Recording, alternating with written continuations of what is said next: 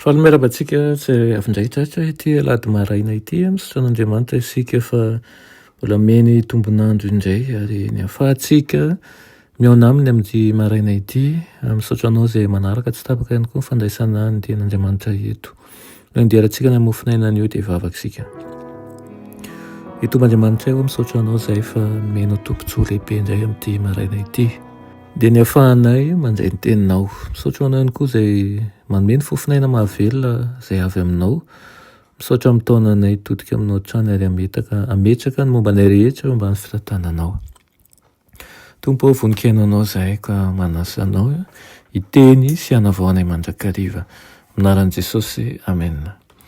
Teny mofinainantsika androany dia manao fahasoavana hoety manao soa.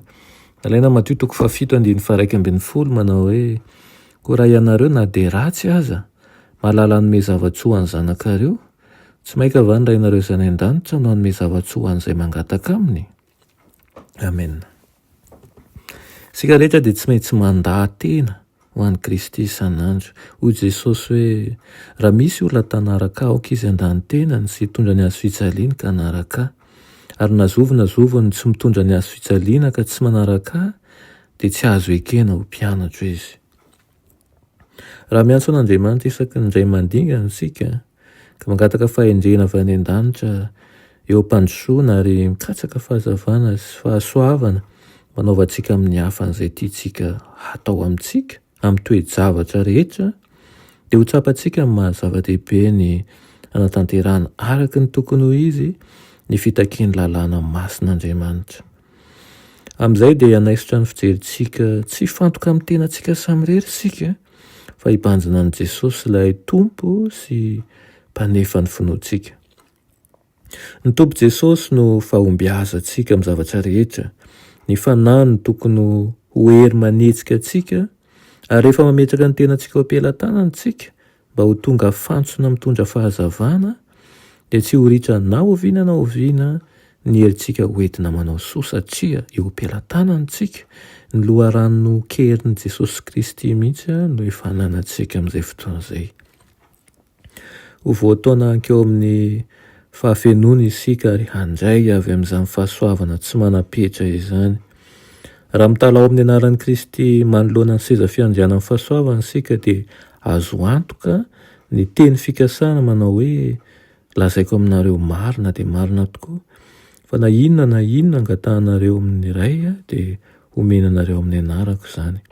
Mandraka ankehitriny dia tsy mbola nangataka n'inona tamin'ny anarako ianareo.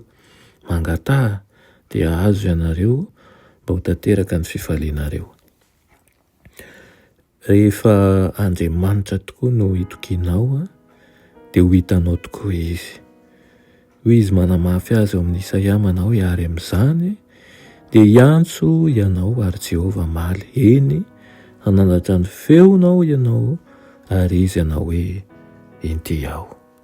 Izany indrindra no andrisihana antsika mandrakariva, ny mba tokony hiantsoantsika an'Andriamanitra amin'ny fotoana rehetra, ka mba ho fifaliantsika tokoa ny azahoantsika ny antom-bavaka, ny valim-bavaka rehetra eo amin'ny fiainantsika, satria izy ny teny mangataha dia omena anareo. Mangataha am-pinoana, mangataha am-paharetana, ary aza atao anjakanjana fa ino tokoa fa Andriamanitra dia mamaly antsika. Amen.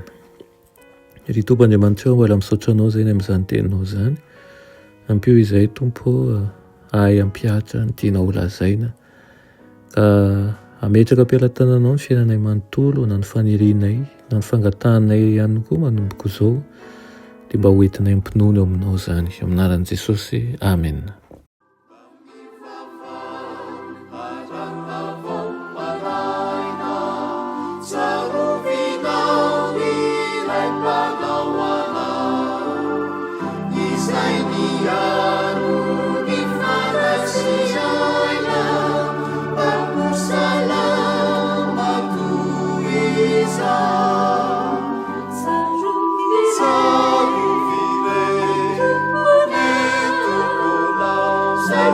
Yeah.